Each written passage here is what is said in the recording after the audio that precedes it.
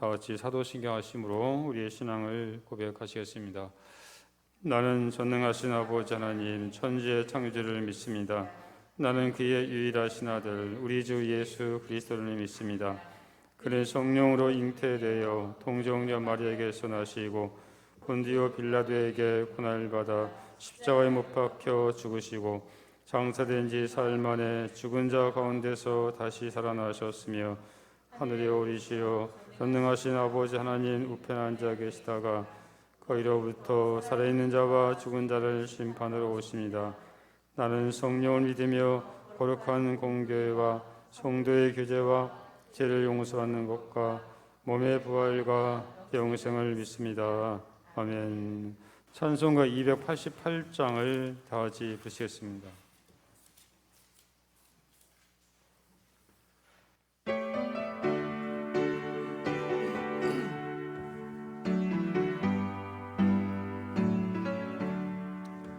예수를 나의 구주 삼고 성령과 피로써 거듭나니 이 세상에서 내 영혼이 하늘의 영광 누리도다. 이것이 나의 간증이요 이것이 나의 찬송일세.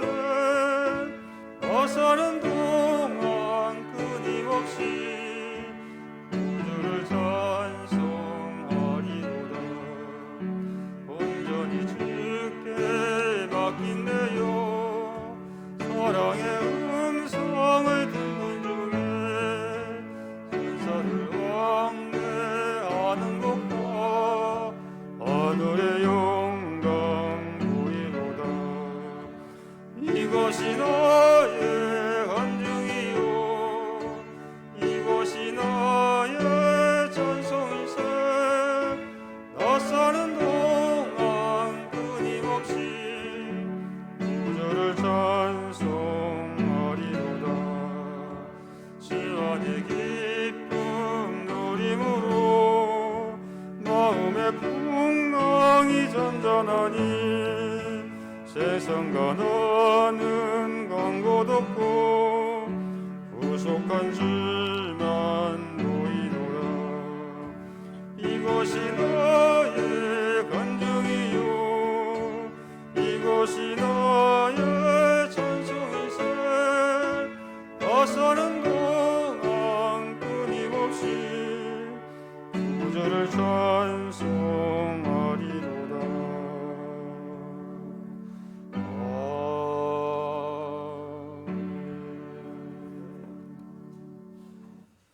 네, 이 시간 우리 대표해서 추영희 집사님 기도하시겠습니다.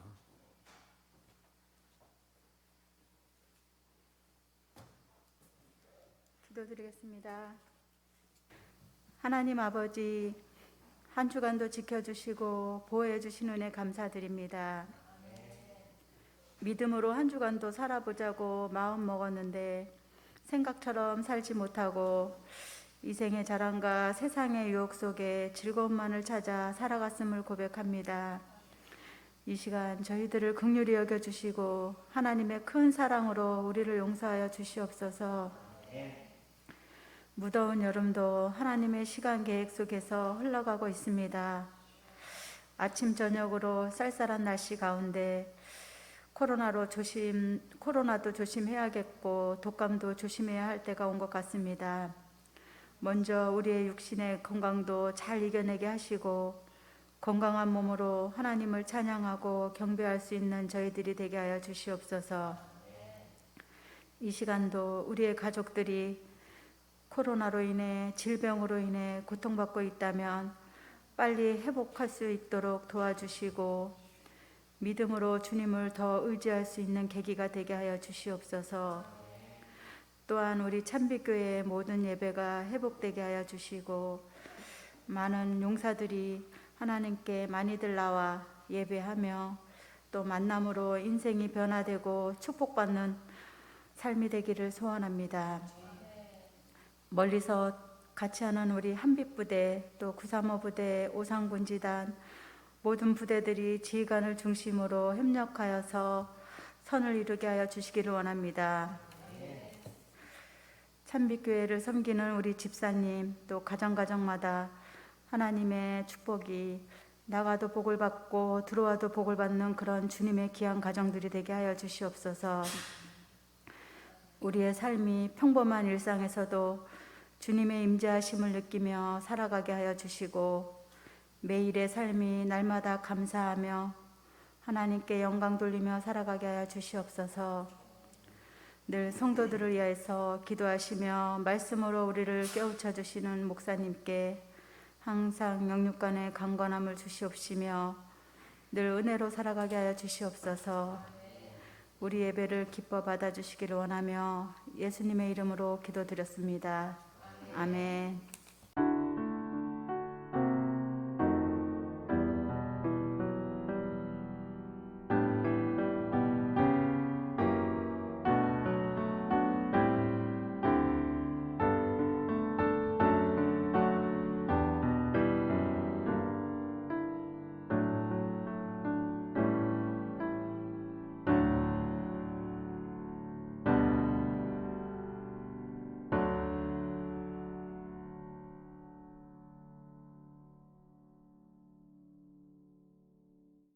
이 시간 하나님께서 우리에게 주신 말씀은 여호수아 17장 14절부터 18절 말씀입니다. 여호수아 17장 14절부터 18절까지 보겠습니다.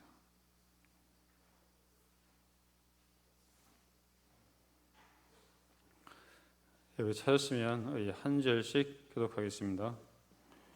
요셉 자손이 여호수아에게 말하 이르되 여호와께서 지금까지 내게 복을 주심으로 내가 큰 민족이 되었거늘 당신이 나의 기업을 위하여 한 제비 한 분깃으로만 내게 주심은 어찌함이니까 하니 여호수아가 그들에게 이르되 내가 큰 민족이 되므로 에브라임 산지가 내게 너무 좁을진대 브리스 족속과 느바임 족속의 땅 살림에 올라가서 스스로 개척하라 하니라. 요셉 자손이 이르되 그 산지는 우리에게 넉넉하지도 못하고 골짜기 땅에 거주하는 모든 가나안 족속에게는 베스안과 그 마을들에 거주하는 자이든지 이스라엘 골짜기에 거주하는 자이든지 다 철병거가 있나이다 하니 여호수아가 다시 요셉의 족속 곧 에브라임과 므낫세에게 말하여 이르되 너는 큰 민족이요 큰 권능이 있은즉 한 분깃만 가질 것이 아니라. 18절 같이 읽겠습니다. 그 산지도 내 것이 되리니 비록 살림이라도 내가 개척하라 그 끝까지 내 것이 되리라. 가나안 족속이 비록 철병거를 가졌고 강할지라도 내가 능히 그를 쫓아내리라 하였더라. 아멘. 2001년 초에 신문마다 화려하게 등장한 화제의 여인이 있었습니다. 그녀는 1965년 7월에 영국 웨일즈 한 시골에서 태어났습니다. 그녀는 영국 남부에 있는 엑서터 대학에서 불문과를 졸업하고 첫 직장에서 임시직으로 일하면서 글을 쓸 비전을 가지고 있었습니다. 그녀는 틈틈이 주인공과 스토리를 메모했습니다. 하지만 어머니가 돌아가시자 꿈을 접어들고 포르투갈에 가서 영어 교사로 일해야만 했습니다.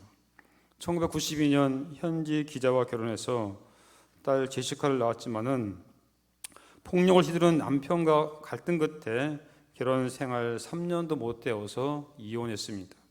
그래서 생후 4개월 된 딸과 가방 한 개를 들고 영국으로 돌아와야 했습니다. 그녀는 우울증을 앓기도 하고 병원에도 다녔습니다. 글을 쓰는 꿈을 내려놓은 지는 오래되었습니다.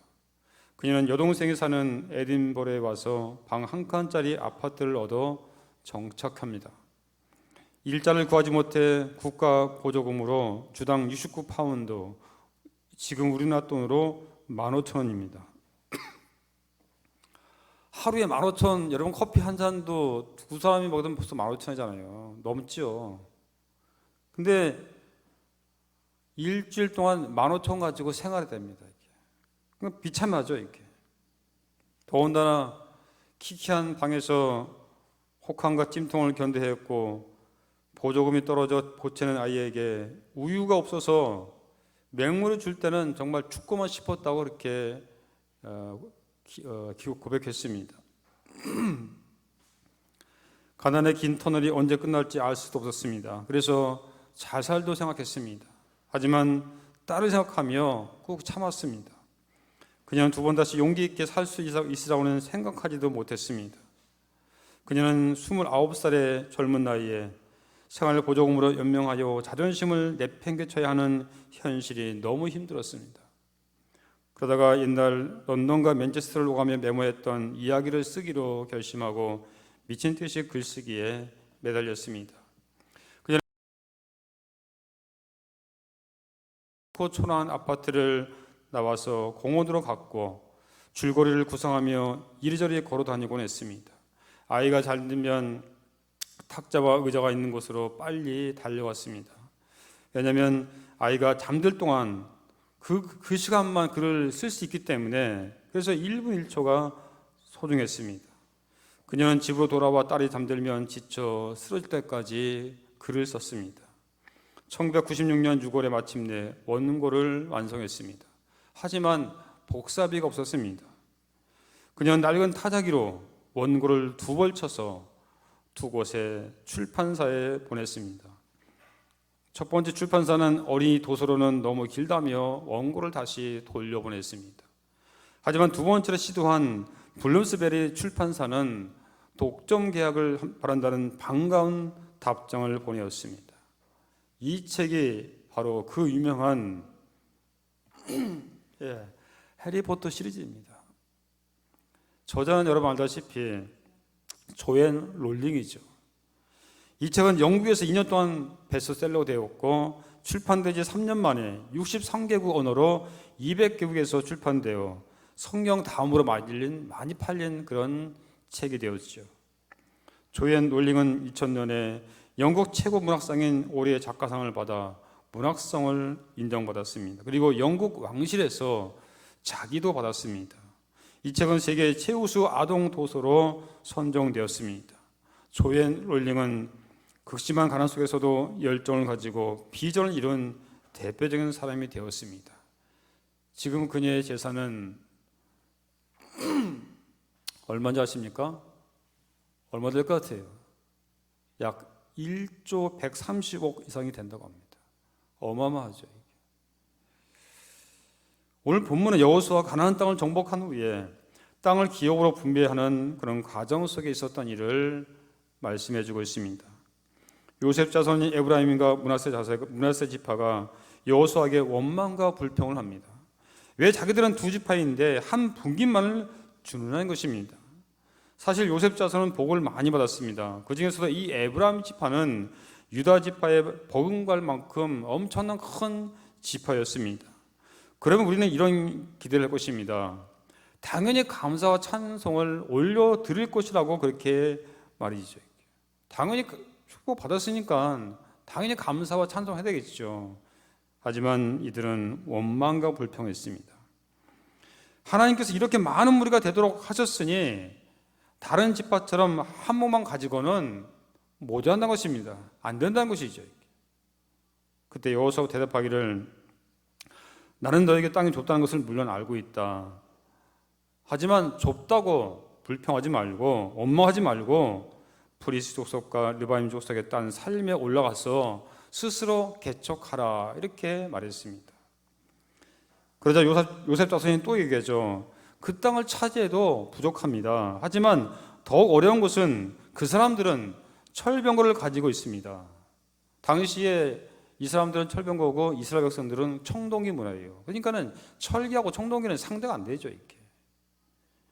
그러니까는 그 땅을 차지할 수가 어떻게 있겠냐면서 불가능하다고 그렇게 말을 하고 있는 것입니다. 그때 여호수아 말하죠. 너희가 보기에는 불가능해 보여도 스스로 개척해라. 의지를 가지고 나아가라.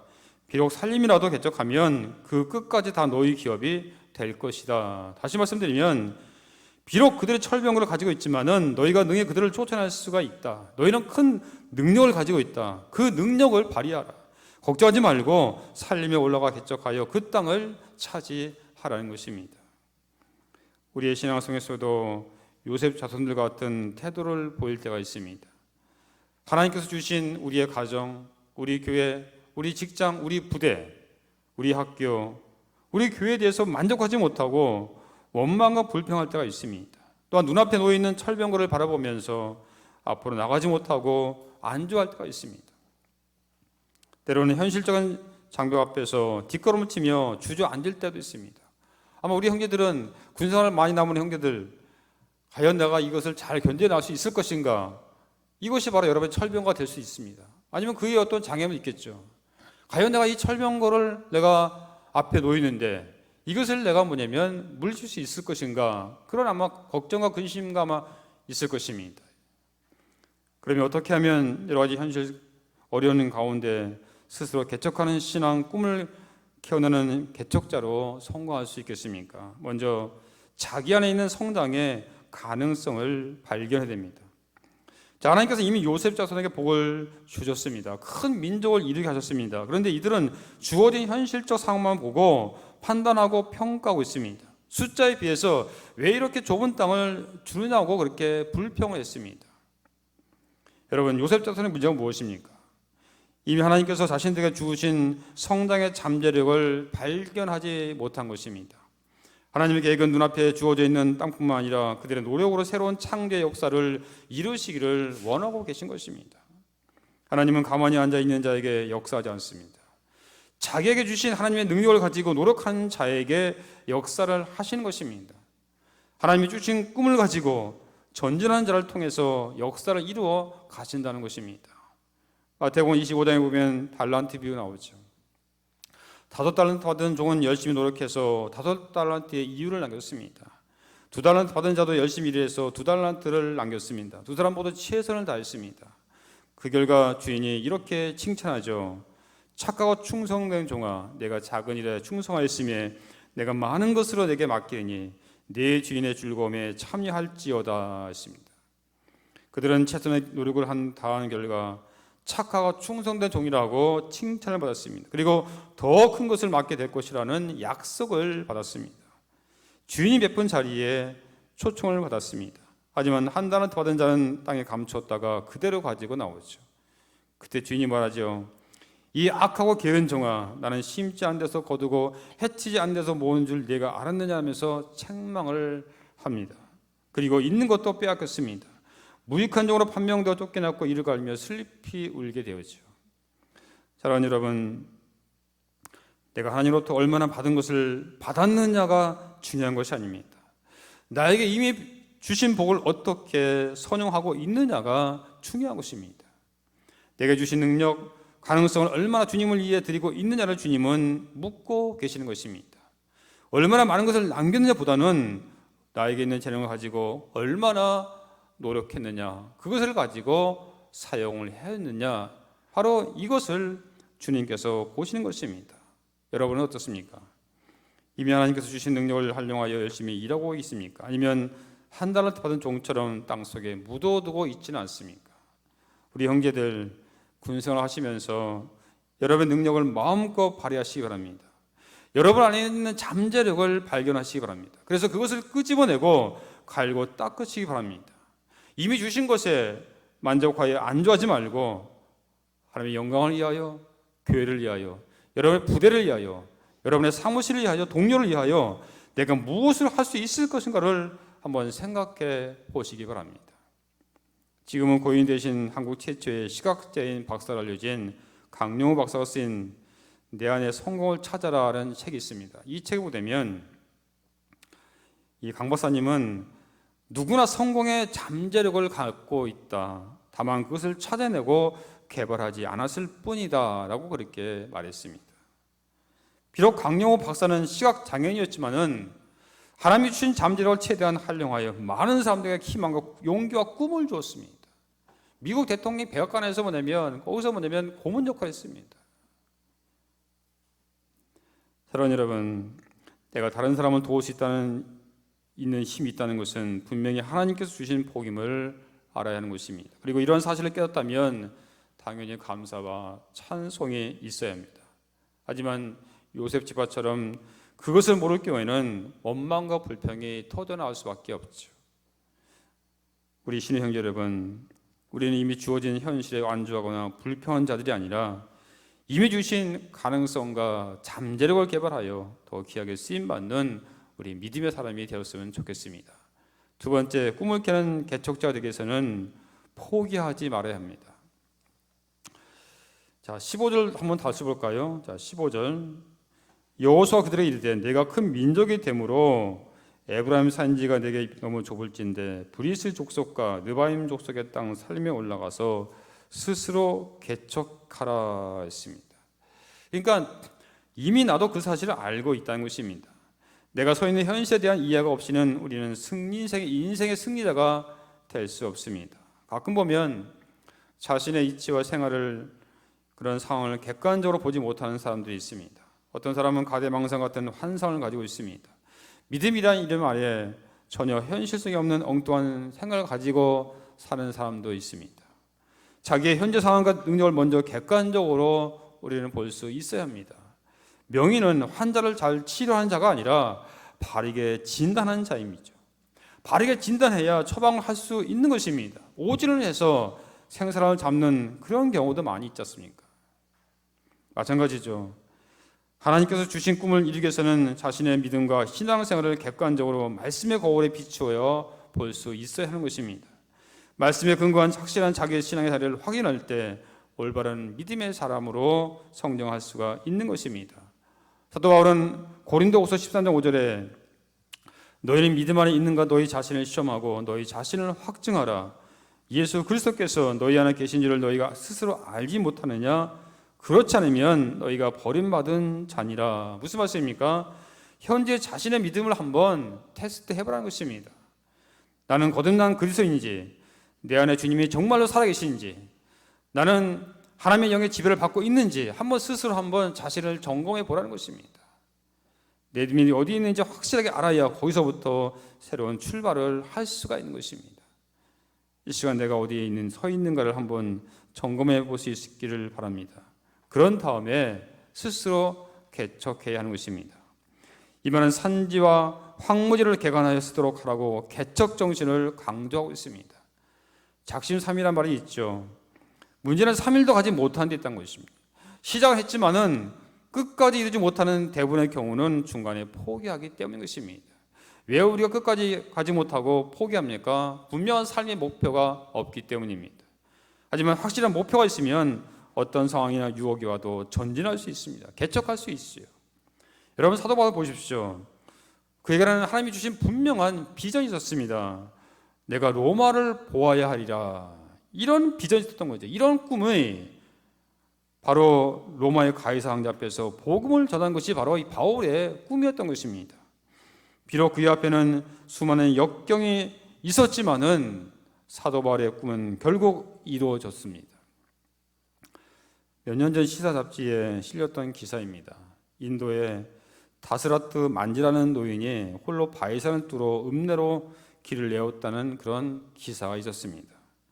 그는 인도에서 가장 가난한 비하르주의 시골 마을 가을로 우리에 사는 노인이었습니다. 가난해서 배운 것도 없었습니다. 땅 한 평 없이 가난하게 살았습니다. 그가 사는 마을은 산으로 둘러싸인 분지여서 외부의 왕래가 쉽지 않았고 가장 가까운 마을을 가려고 해도 산을 돌아서 80여 킬로미터를 걸어서 가야 했습니다. 마치 지금 우리 이 자원대 지역에 이게 분지죠. 이게 완전히 여기가 완전히 산으로 이거보다 더합니다. 이거보다 엄청 큰 이게 분지예요, 분지. 근데 거기에 뭐냐면 산으로 완전히 둘러싸여 있습니다. 그러니까는 뭐냐면 차도 안 다니고 뭐 거기 전기시설도 말할 것도 없고 그러니 뭐 아무것도 있게 없잖아요. 도로는 뭐 거의 사람 하나가 다닐 정도밖에 그런 길밖에 없는 거죠. 그런 길을 뭐냐면 연마을을 갈 때도 최소한 80km 이상을 가야 돼요. 지금도 진흙으로 벽을 만들고 집과 종려나무로 지붕을 이었다고 합니다. 그가 26살 때였습니다. 그의 아내가 산에서 굴러 떨어져서 그에 다쳤습니다. 많은 피를 흘렸고 치료할 약도 구할 수가 없었습니다. 피 흘려 죽어가는 아내를 살리게 하여 병원에 가고도 했지만은 80km 넘는 그 먼 거리를 안고 뛰어봤자 얼마나 하겠습니까? 그리고 그를 도와줄 사람도 없었습니다. 물론 그 마을에도 뭐 사람이 있었어요. 하지만은 누구 하나 뭐냐면 도와주지 않았습니다. 그는 그렇게 죽어가는 아내를 보고만 있어야 했습니다. 7살짜리 아들과 3살짜리 딸을 놔두고 결국은 아내는 죽고 말았습니다. 그때 이 사람은 음내로만 갈 수 있었다면 죽지 않았을 텐데 라는 생각이 들어서 다시는 이와 같은 일이 없어야 한다는 생각이 들어서 그때부터 정과 망치를 들었다고 합니다. 그때가 1960년입니다. 그는 정과 망치를 하나 들고 그때부터 바위산을 쪼기 시작했습니다. 낮에는 남의 집에 일을 도와주고 집에 돌아와서는 아이들 먹을 것을 챙겨주고 매일 저녁마다 한두 시간씩 그렇게 바위산에 매달렸습니다. 그렇게 시작하는 공사가 22년이 되던 해인 1982년에 마침내 그는 바위산을 뚫었습니다. 총 길이 917m, 폭 2.3m의 터널을 그의 손에 들리는 작은 망치와 정으로 뚫은 것입니다. 22년 동안 누구의 도움도 없이 혼자 그걸 뚫었던 거죠. 예를 들면 우리 금병산 있잖아요. 금병산. 이 금병산을 뚫은 거예요. 금병산은 더 요보다 그거보다 작지요. 900m면 거의 1km. 1km에 여러분 폭 2.4m. 2.4m면 어디가 있죠 이게? 22년 동안 뚫었습니다. 얼마나 대단한 일입니까? 혼자서 900m 되는 바위산을 뚫었던 것이죠. 정부의 지원도 없었고 마을 사람들은 미쳤다고 욕하지는 않았지만은 동전 한 푼, 밥 한 술 두지 않았다고 합니다. 힘들었지만은 포기하고자 하는 마음은 없었다고 합니다. 그는 누군가 그 길을 통해서 생명을 건질 수 있다면 그 길을 뚫고 말이라는 위대한 결심이 있었기 때문에 결코 포기하지 않았다고 합니다. 그가 만든 길을 통해서 마을 사람들은 자전거를 구입해서 그 길을 통하여 그 굴을 통하여 읍내로 이렇게 다니고 있다고 합니다. 그리고 자파상이 들어와서 이렇게 물건을 이렇게 팔게 되었다고 합니다. 우리에게도 이런 신앙의 태도가 필요합니다. 내가 희생해서 생명을 살리고 꿈을 주시고 소망을 줄 수 있다면 그 일을 결코 포기할 수가 없는 것입니다. 나의 작은 정성을 통해서 누군가에게 기쁨을 줄 수 있다면 우리는 그 일을 계속해야 할 것입니다. 남이 보기에는 하찮아 보이고 때로는 비웃음거리가 될지라도 생명을 살리는 일이라면 우리는 그 일을 사명으로 알고 우리는 계속해야 할 것입니다. 그 속에 주님이 주시는 은혜가 있는 것입니다. 하나님께서 오늘 저와 여러분을 택하신 이유가 무엇입니까? 복음을 전하기 위해서입니다. 물론 복음을 전하기가 쉽지 않습니다. 더군다나 지금 코로나 시국에 더욱 그렇습니다. 하지만 우리가 희생해서 생명을 살리고 꿈을 주고 소망을 줄 수 있다면 우리는 복음 전하는 것을 결코 포기할 수가 없는 것입니다. 우리의 작은 정성을 통해 누군가에게 기쁨을 줄 수 있다면 우리는 복음 전하는 일을 계속해서 해야 할 것입니다.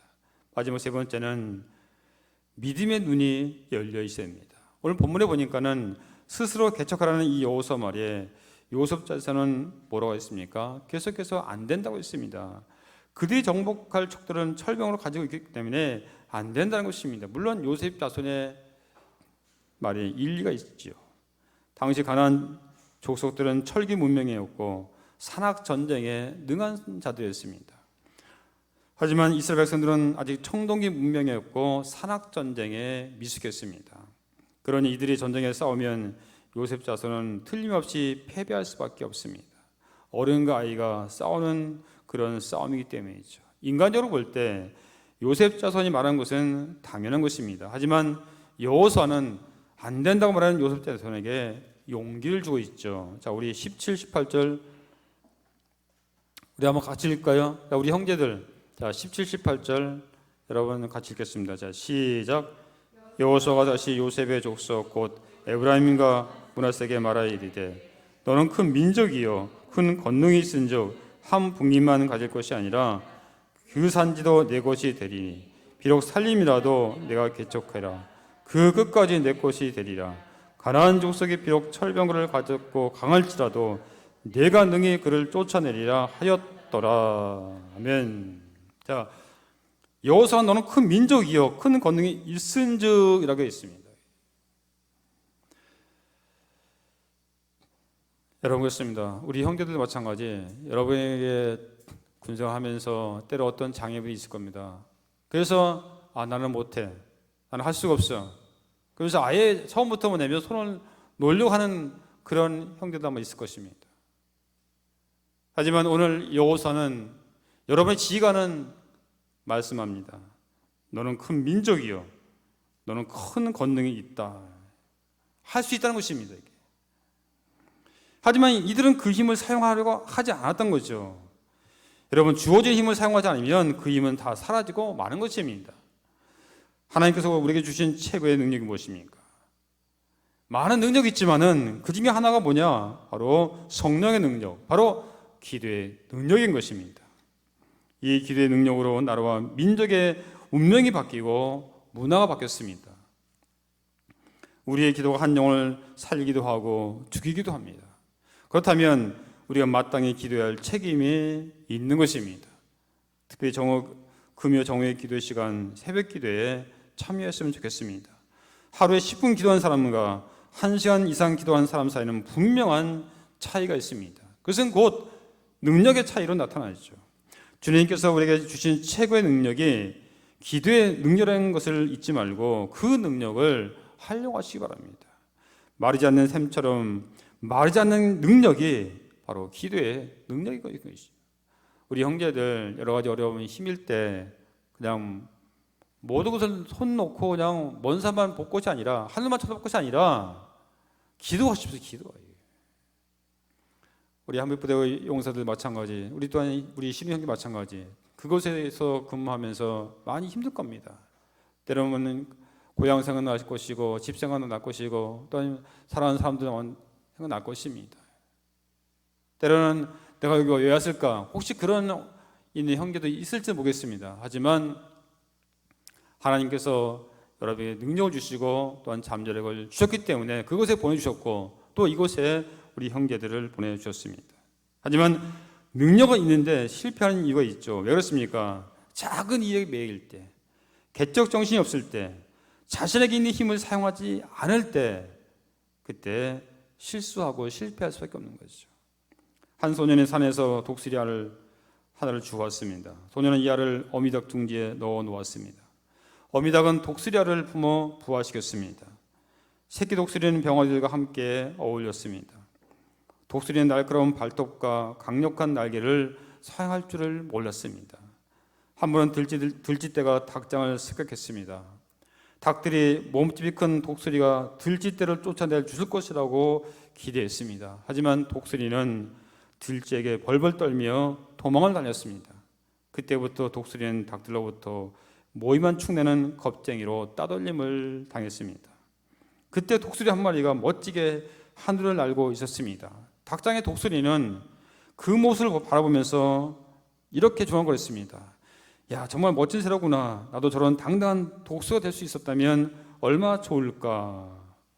이 독수리는 자신이 독수리이면서도 자신의 능력을 잃고 있었던 것이죠. 세상에서 자신의 능력을 잊고 닭장에 갇혀 사는 사람들이 많이 있습니다. 주님께서 하늘과 땅의 권세로 세상 끝날까지 우리와 함께 하시겠다고 약속하지 않았습니까? 사랑하는 여러분, 예수님 능력이 내 능력이요, 예수님 권세가 내 권세임을 여러분 믿으시기 바랍니다. 결국 요셉 자손은 여호수아 이 말에 순종하여 스스로 개척하기 시작했습니다. 순종하여 개척하고 나가니까는 전쟁에서 이기고 더욱 강한 족속이 되었다는 것입니다. 하나님께서 우리에게 큰 권능과 권세를 주었습니다. 그러므로 할 수 없다, 안 된다는 부정적인 생각을 버리십시오. 리턴 보그라는 목사님은 이런 말을 했습니다. 하나님께서 주신 잠재력을 개발하지 않고 그냥 편하게만 살아가는 것은 일종의 자살이다라고 매겼습니다. 여러분, 한 번뿐인 인생입니다. 한번 주어진 삶을 무의미하게 사는 것은 부끄러운 삶입니다. 자신의 가능성을 개발하지 않고 사는 것은 무책임한 삶인 것입니다. 하나님께서 우리에게 주신 권능과 재능으로 개척하며 살아가시기 바랍니다. 하나님은 오늘도 우리의 인생을 역전시키기를 원하고 계신다는 사실을 믿으시기 바랍니다. 여러분, 우리의 각오가 어떤 것인지 하나님 묻지 않습니다.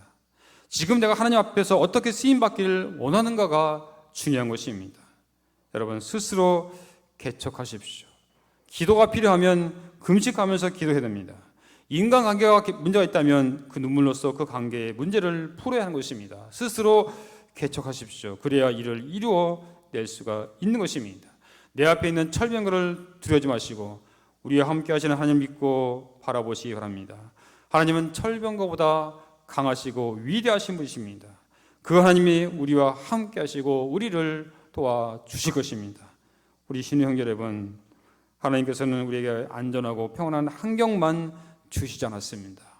개척해야 하는 환경도 주십니다. 두려워하지 마시고 하나님께서 주신 능력으로 담대히 이 군생활을, 또 나중에 여러분 사회 나갈 때 사회생활을 개척해 나가는 하나님의 백성이 되시기를 주님의 이름으로 간절히 축원드립니다. 아멘. 기도하겠습니다. 은혜로우시고 자비로우신 아버지 감사합니다. 오늘 말씀을 통해서 다시 한번 우리에게 깨달음을 허락해 주시면 감사합니다. 비록 살림이라도 스스로 개척하라고 말씀하신 아버지 하나님, 이 말씀을 또한 여호수아를 통해서 우리에게 주셨습니다. 아버지 하나님, 우리 사랑하는 신의 형제들, 멀리서 또한 이렇게 임무 수행하고 있는 우리 또한 한빛부대 용사들, 아버지 하나님, 비록 우리의 상황이 어렵고 힘든 그런 상황일지라도 오늘 말씀을 주신 것처럼 스스로 개척하면서 우리에게 주신 이 잠재력을 개발하여 더욱더 주님의 뜻을 이뤄가는 주님의 귀한 용사들, 우리 성도들 되게 하여 주시옵소서. 예수님의 이름으로 감사하며 기도하옵나이다. 아멘. 이제는 우리 구주 예수 그리스도의 은혜와 하나님의 신의 은혜와 성령님의 감화 감동 충만하신 은총이 오늘 말씀을 붙잡고 스스로 개척하라는 믿음을 가지고 나가기 원하는 사랑하는 모든 성도들, 우리 용사들 머리머리 위에, 그리고 우리 또한 구상화 부대에, 우리 53 군수단 위에, 그리고 원래해에서 임무 수행하고 있는 우리 한빛 부대에 이제부터 영원토록 함께 하실 것을 간절히 축원하옵나이다. 아멘.